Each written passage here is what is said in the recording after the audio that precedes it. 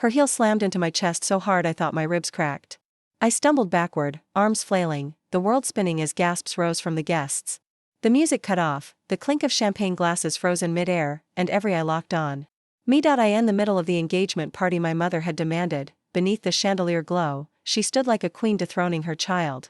Her face twisted, lips curling with disgust. And then, her hand seized my left wrist. She ripped the diamond ring from my trembling fingers. "Dogs don't become brides," she spat. And before I could breathe, she hurled the ring into the fire pit beside us. The gold sizzled against the flame. My future burned with it. My name is Rachel Carter.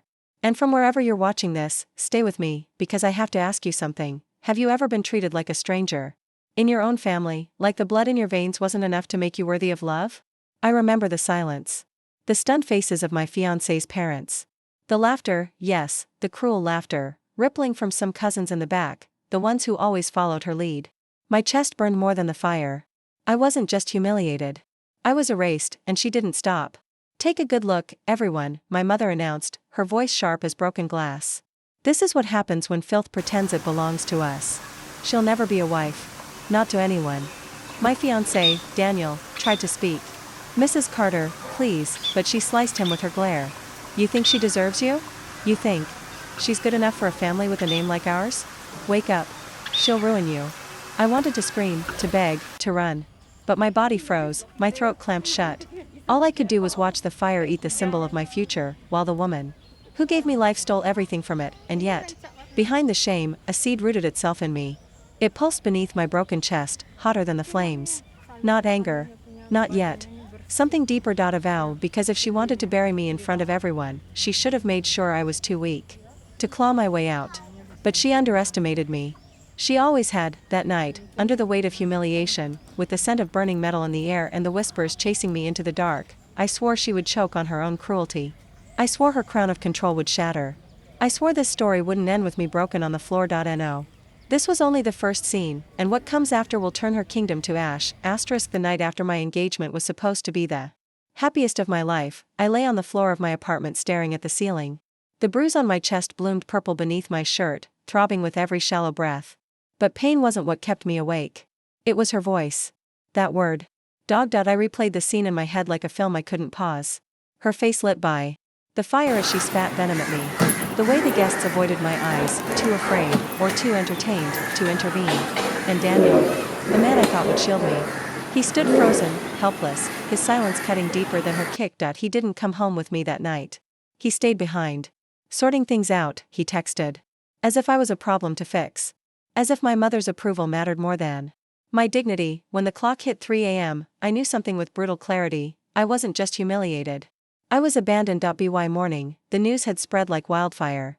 My phone buzzed with messages, friends asking if the rumors were true, relatives whispering in thinly veiled pity. A few offered comfort. Most wanted gossip. Daniel's mother called me. Her voice was gentle, too gentle, the way someone speaks to a patient in a hospital bed. "Rachel, dear, maybe it's best to postpone the wedding until your family is more at peace." At peace? As if I was a war they wanted no part of. By evening, Daniel finally showed up at my door. He looked exhausted, tie loosened, eyes darting like he'd already rehearsed excuses. I let him in, even though part of me screamed not to. He sat down, ran his hands through his hair. "Rachel, my parents are worried. Your mom, she's influential, you know that. She embarrassed us in front of everyone. And, maybe, we should take some space. Just for a little while." His words dripped like acid. Space. From me? The woman he had promised forever. I stared at him. The man who held my hand through storms. Who swore I was his safe place, now couldn't even stand against one woman's cruelty. My own mother's cruelty. My chest ached, not from the bruise, but from something deeper. The realization that love, to him, was negotiable. Conditional. Fragile, and in that moment, something inside me hardened. A shift. A crack becoming stone. If my mother wanted me ruined, she'd get her wish, but not the way she thought. Because I'd make sure the world saw her for what she was. Not the polished matriarch she paraded, but the tyrant who strangled her daughter's future in front of an audience. And Daniel? If he couldn't stand beside me when the fire blazed, he didn't deserve to bask in my light when I rose from the ashes. So I smiled, even as tears burned my eyes. "Take all the space you need, Daniel. In fact, why don't you take forever?" He blinked, stunned. "Wait, you're ending this?" I stood, opened the door, and pointed to the hallway. I'm ending us before you end me. When the door slammed shut, silence filled the room. But it wasn't empty silence. It was charged. Alive. Like the calm before thunder tears the sky apart, and I whispered into that silence, "Mom, you think you've won. But you've only just begun to lose." Because I'd been humiliated once. I wouldn't allow it twice. And this story, my story, wouldn't end with me crawling. It would end with her crawling, even if it took everything inside me to make it happen. 3 days passed. 3 days of silence from Daniel. 3 days of my mother pretending nothing had happened. She sent out a statement to the family group chat. Rachel and Daniel have agreed to call off their engagement for the time being. It was for the best. Her words polished, calm, dripping. With false wisdom. No mention of violence. No mention of humiliation. Just a careful rewrite of reality, the kind she'd mastered all her life. That's when it hit me. This wasn't her first lie. This was only the latest in a lifetime of carefully constructed stories. I grew up under her shadow, but I never questioned how deep that shadow stretched. Until now I decided to find out. The first place I went was my father's study, what used to be his study. Since his death 2 years ago, it had become a shrine my mother kept locked, claiming it was too painful to open. But grief wasn't what she was hiding. I felt it. Late one night, I drove to her house. She was away at a charity gala, smiling for cameras, feeding the city the illusion of her grace.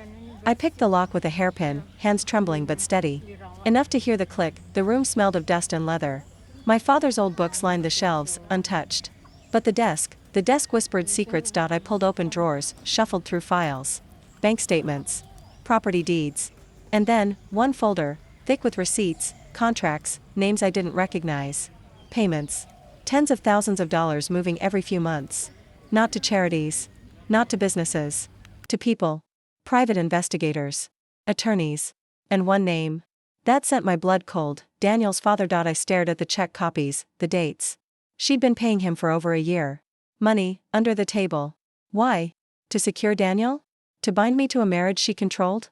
Or, to destroy me when the time was right? I remembered the look in Daniel's eyes, the hesitation, the way he folded so quickly to her. He wasn't just weak. He was bought. My chest tightened, fury crackling like static under my skin. I clutched the folder to my chest, teeth grinding. For years, I thought my mother's cruelty was spontaneous, emotional. But this was strategy. She didn't lose control at my engagement party. She orchestrated it.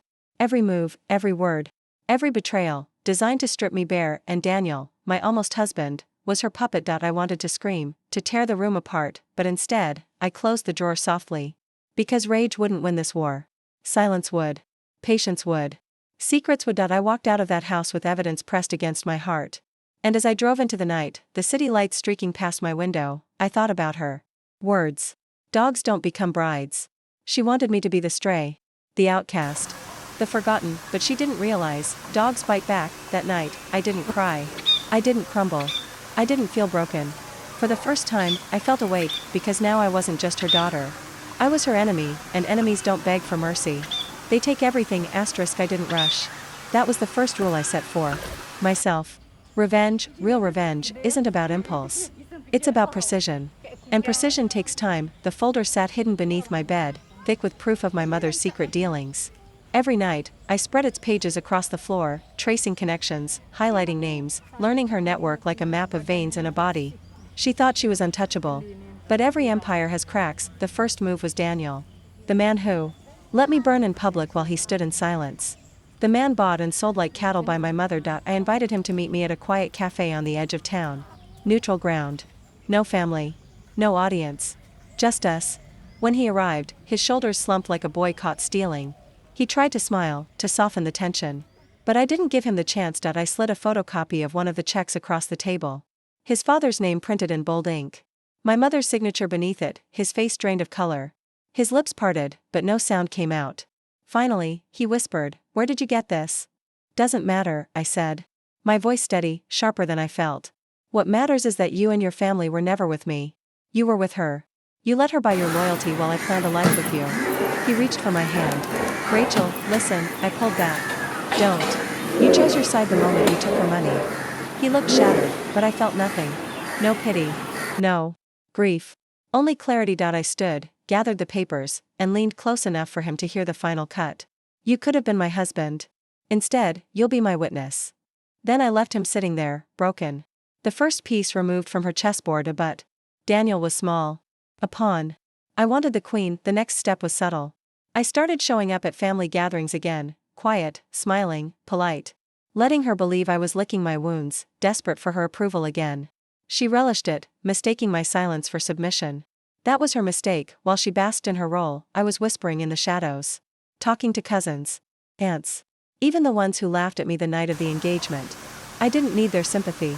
I just needed their ears. I leaked small truths. Hints about her payments. Questions about where her money really went. Not enough to be obvious, just enough to plant doubt. Seeds that would spread like roots beneath the surface, and I watched it work. At one dinner, an uncle asked too casually about her charity donations. At another, an aunt mentioned she heard Daniel's father had a sudden influx of cash. My mother smiled, smoothed her napkin, changed the subject. But her eyes flickered. For the first time, she wasn't untouchable. I went home that night, stood before my mirror, and saw it in my reflection. Not the broken girl from the engagement party. Not the daughter begging for love. I saw something harder. Colder. A woman shaping fire into a blade, and I whispered to myself, just loud enough to taste the words, "You started this, Mom. But I'll end it." Because she thought she'd buried me under humiliation. But all she really did was teach me how to dig graves. The first time I saw fear in her eyes, it was almost invisible. But I caught it. Because I had been waiting for it. It was at a charity luncheon, one of her stages, the places where she played her favorite role. Savior of the community. She stood at the podium in her pearl necklace, smiling for cameras, her voice polished sugar as she spoke about integrity and legacy. The audience adored her. Applause rolled through the hall like worship, but I wasn't listening to her words. I was watching her face. And when I stood at the back of the room, holding up a single photocopy of a check with her signature, angled just enough for a photographer to catch, her eyes found me. The smile didn't falter. But her pupils shrank. Her throat bobbed. And I knew, she saw the storm coming. The next day, the photo hit social media. The caption beneath it, "Charity Queen or Money Queen? Who is Evelyn Carter really paying?" It spread fast.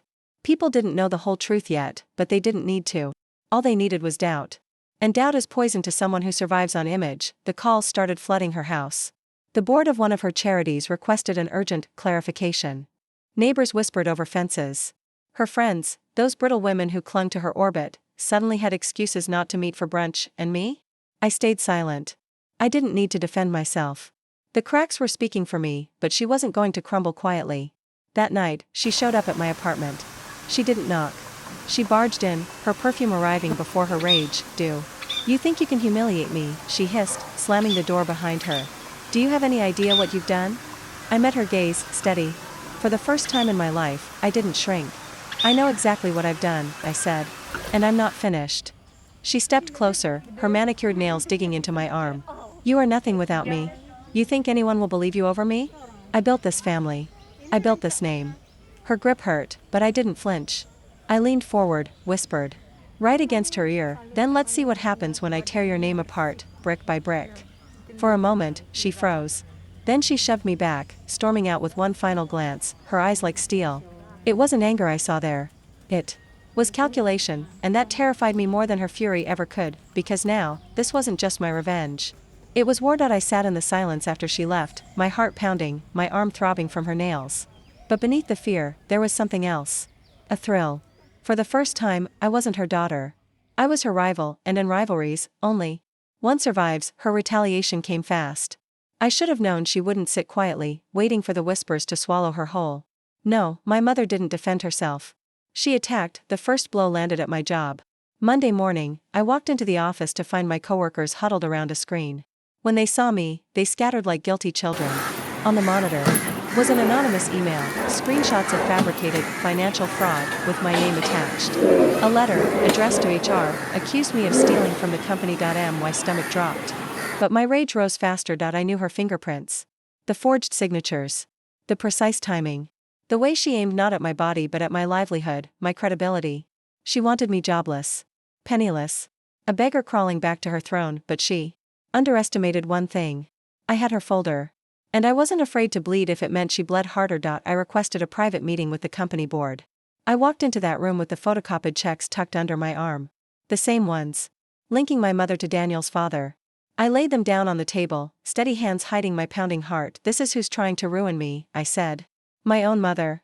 You can believe her lies, or you can see the truth. She pays people to destroy me. To control everything I touch. The room went silent. One man shifted uncomfortably, his eyes flicking over the evidence. Another cleared his throat. And slowly, one by one, heads nodded. The HR manager leaned forward. Rachel, we'll investigate this thoroughly. But for now, you keep your job. I walked out of that office shaking, not from fear, but from victory. Her arrow missed. And, in missing, she revealed her hand. That night, she called me. No hello. No pretense. Just venom. You think you're clever, parading my private matters around like trophies. You're nothing but a child throwing matches. I let her finish. Then I said softly, matches burn, Mom. But fires spread. And I hung up. For the first time, I felt her slipping. Her power wasn't absolute anymore. The image she polished for decades was cracking, and the pieces were cutting her back, but cracks weren't enough. I wanted collapse. So I began drafting. My boldest move yet, not whispers. Not hints. A public unveiling. One that would leave no space for her lies, because if she wanted war, then I would give her war. And I would not fight in shadows. I would fight in firelight. The day I lit the match, the sky itself seemed heavy. Gray clouds pressed low, as if even the weather knew a storm was about to break. I had spent nights piecing everything together. The checks. The contracts. The timeline of payments connecting my mother to Daniel's father, to investigators, to attorneys who had no reason to touch her name except for one, control. I scanned it all into one clean file. And then I pressed send. Not to family. Not to friends. To the press. Local journalists hungry for scandal. Bloggers who thrived on takedowns. And one national outlet that specialized in exposing corruption hidden behind polished smiles. By noon, the story was live. Charity icon Evelyn Carter accused of secret payments, financial manipulation or fraud. Her face, plastered across headlines, no longer angelic. The comments section exploded. The same people who once adored her now dissected her like vultures over carrion. I watched from my apartment window as cameras gathered outside her house. Neighbors peeked through blinds. Her kingdom of glass was shattering, but I wasn't satisfied. Not yet. That evening, she called me. Her voice, lower than usual, steady in a way that chilled me. You've made your point, she said. Now stop. Before you regret it.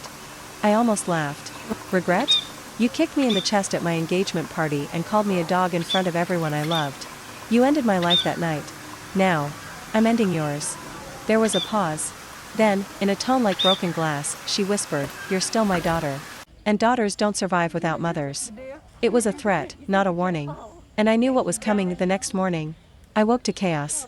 My bank account, frozen. My landlord, serving an eviction notice. Anonymous calls, threatening, heavy breathing, silence. She was clawing back, desperate, cornered. But desperation makes people sloppy. I met with one of the journalists in a dim cafe, slid the original folder across the table. Everything you need to bury her is in there, I told him. He opened it, eyes widening at the depth of what I had collected. This isn't just payments, he said. This is fraud. Tax evasion. This could put her away. I nodded once.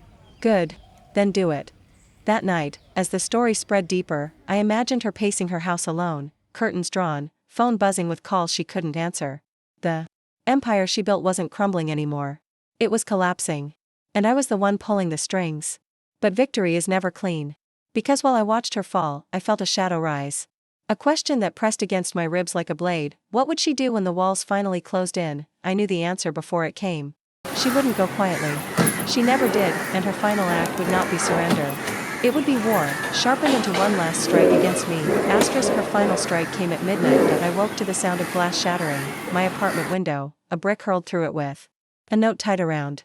The paper was crumpled, the handwriting jagged and wild, but I recognized it instantly. Dogs bite, but they also die. For a moment, my blood ran cold. Not because of the threat, I had been living under her shadow for years. No, what chilled me was the handwriting itself. It didn't look like hers. Not the elegant script she signed checks with, not the precise curves she taught me as a girl. It looked frantic. Unhinged. Like the writing of a woman unraveling, she was slipping. The empire she built was rotting from the inside, and she was clawing at me in desperation. But desperation makes people dangerous. I knew this wasn't the end of her attacks. It was only the beginning of her downfall. I called the police. 2 officers showed up, bored, unimpressed. They bagged the brick and note, promised to look into it. I could see it in their faces. They didn't want to touch her. Not Evelyn Carter, the woman who once hosted fundraisers for their department. She was still untouchable, at least in their eyes, but not in mine, because by then, I wasn't afraid of her anymore. I wasn't her daughter in chains. I wasn't the girl begging for love. I was her reckoning, and the world was already watching. The journalist's follow-up story dropped the next morning, and this time it wasn't polite. It wasn't whispers, or speculation, or carefully chosen words. It was exposure. Raw. Complete. Headlines screamed across every outlet: charity darling Evelyn Carter accused of fraud, money laundering, and abuse of family trust. The photographs of the checks. The contracts linking her to Daniel's father. The interviews from relatives I'd quietly nudged into telling their stories of her bullying, her manipulation, her financial control. Even Daniel's father confessed. Backed into a corner, desperate to protect himself, he admitted. To taking her money. To turning his son into her puppet. To destroying my engagement on her orders. The avalanche began. Banks froze her accounts. Her charities cut ties, issuing public statements of shock and disappointment. Her friends, the brittle women who used to cling to her aura, stopped answering her calls. For the first time in decades, she was alone, and I should have felt satisfied. But I didn't. Not yet. Because I knew Evelyn Carter would never go quietly. That evening, she called me. Her voice was lower than I'd ever heard it, steady in a way that made my skin prickle. "You've made your point," she said. "Now stop. Before you regret it." I almost laughed. Regret? You kicked me in the chest at my own engagement party. You called me a dog in front of everyone I loved. You ended my life that night. Now I'm ending yours. There was silence. I could hear her breathing. And then, soft and sharp, "You're still my daughter. And daughters don't survive without mothers." It wasn't a warning. It was a threat. And I knew, if she couldn't silence me with lies, she'd try with fear. The next morning, chaos found me again. My bank account, frozen. My landlord, sliding. An eviction notice under my door. Anonymous calls, silence on the line, heavy breathing, someone just listening. Her reach was still long. Her claws, still sharp. But she didn't understand something. Fear had stopped working on me. Instead of hiding, I doubled down. I met with the journalist again, this time in a small cafe where no one would recognize us. I slid the original folder across the table, the evidence I'd been guarding since that night in my father's study. He opened it, eyes widening as he flipped page after page. "This isn't just corruption," he whispered. "This is fraud. Tax evasion. This could put her away for years." "Good," I said. My voice calm, even. "Then bury her. Do what she's done to everyone else, take away the life she thought she owned." He looked at me for a long time, studying my face. "You're not afraid, are you?" I shook my head. "Fear is what she fed me. Fear is what kept me in chains. I'm not hungry anymore." The next 48 hours unfolded like a storm. Her face dominated every channel. Not as a matriarch, not as a savior, but as a fraud. A liar. A thief. Protesters showed up outside her mansion with signs. Her charities scrubbed her name from their websites. People who once begged for her attention now pretended they had never known her. She was collapsing. But still, she wasn't finished. She came to me one last time. It was raining that night, the kind of heavy rain that drowns out the world. I heard a knock at my door. Not loud. Not urgent. Just steady. When I opened it, she stood there, soaked, curls gone, hair plastered to her face. For the first time in my life, she looked small. But her eyes were the same. Sharp. Burning. "You think this is justice?" she whispered. "You've destroyed your own blood. Do you understand that?" I stood in the doorway, calm, steady. For the first time in my life, yes. I understand perfectly. She stepped forward, rain dripping onto my floor. "I gave you everything. This house. That education. Every chance you had. And this is how you repay me." I shook my head. "You didn't give me life, Mom. You gave me chains. Tonight, I broke them." Her lips trembled. Her hand twitched at her side, as if she wanted to reach for me. But she didn't. She turned instead, walking back into the storm without another word, and that was the last time I saw her. By week's end, she was indicted. Fraud. Tax evasion. Money laundering. The evidence stacked against her like bricks on her chest. The woman who once ruled with cruelty now sat beneath fluorescent prison lights, her pearls traded for handcuffs. The day they led her away, I stood outside the courthouse. Cameras flashed, reporters shouted questions, the crowd surged around us. And for the first time, Evelyn Carter did not look like a queen. She looked like a criminal. A hollow shell of power dragged into the van by officers who no longer bowed. To her, I should have felt triumph. Instead, I felt release. Like shackles falling off my wrists. Like chains dissolving into dust. I wasn't her prisoner anymore. I wasn't her daughter in disgrace. I was myself, free. That night, I walked past the fire pit where my engagement ring once burned. The ashes were long gone, but I remembered the heat, the humiliation, the sound of her voice as she spat the word dog. I closed my eyes and whispered to the night, "You called me a dog. But dogs are loyal. Dogs survive. And when pushed too far, dogs bite harder than anyone expects." The wind carried my words into the dark, and for the first time, I felt peace. Not because I had destroyed her, but because I had rebuilt me. This wasn't just revenge. This was rebirth.